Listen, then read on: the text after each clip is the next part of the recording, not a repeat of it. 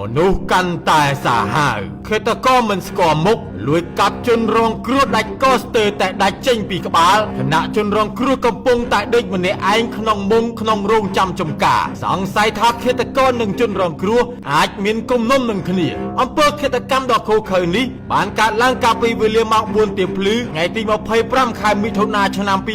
2026 នៅចំណុចរោងចាំចំការបឹងខ្មុលស្ថិតនៅក្នុងភូមិរកាធំឃុំជ្រោយបន្ទាយស្រុកព្រែកប្រសពខេត្តក្រចេះប្រភពព័ត៌មានបានឲ្យដឹងថានៅថ្ងៃទី 25 វេលាម៉ោង 8 យប់ជនរងគ្រោះឈ្មោះប៉ុនសុតភេទប្រុសអាយុ 65 ឆ្នាំបានជិះម៉ូតូត្រឡប់មកពីផ្ទះកូនស្រីឈ្មោះសុតស្រីមុចភេទស្រីអាយុ 44 ឆ្នាំនៅភូមិទួលព្រែកឃុំជ្រោយបន្ទាយហើយក៏បានមកសម្រាកនៅរោងចាំចំការបឹងខ្មុលវិញតែម្នាក់ឯងរហូតដល់វេលាម៉ោងប្រហែល 4 ភ្លឺថ្ងៃទី 25 ស្រាប់តែត្រូវបានឃាតករលួចកាប់សម្លាប់ជនរងគ្រោះកំពុងតែដេកលើគ្រែក្នុងមុងតែម្នាក់ឯងបណ្ដាលឲ្យដាច់រយះកស្ទើរតែដាច់ចេញពីក្បាលហូរឈាមស្លាប់នៅរោងចាំចំការជុំវិញអំពើឃាតកម្មខាងលើនេះត្រូវបានគេដាក់សង្ស័យថាឃាតករនិងជនរងគ្រោះអាចមានគំនុំនឹងគ្នាខ្ញុំបាទសេហា